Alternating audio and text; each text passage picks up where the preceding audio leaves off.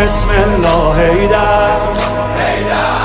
ذکر طوفانی دریا حیدر،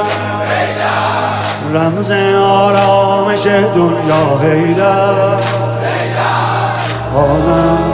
تحت فرمان مرتضی حیدر، علی اول آخر توی فوق باور، پدر هر نوکر دم هر پیغمبر، یا علی یا حیدر،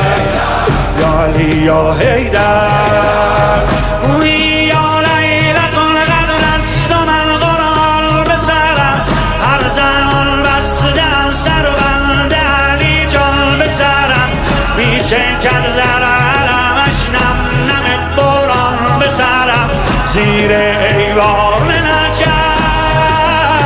زیر ایوان نجف سایه یزدان به سرم، ولی الله یا حیدر، ولی الله یا حیدر، ولی الله یا حیدر، ولی الله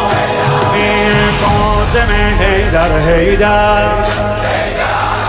من زندم با دم حیدر حیدر، فکر و ذکرم همه حیدر حیدر، محشر یعنی ابروی در همه حیدر، عرصات و محشر، عرفات و مشعر، عرفات و مشعر، برکات کوثر، صلوات داور، صلوات حق بر حیدر.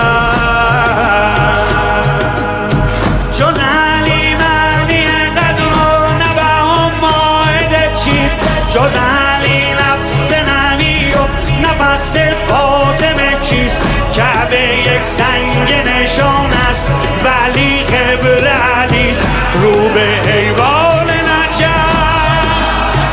رو به ایوان نجف، رو به روی قبله به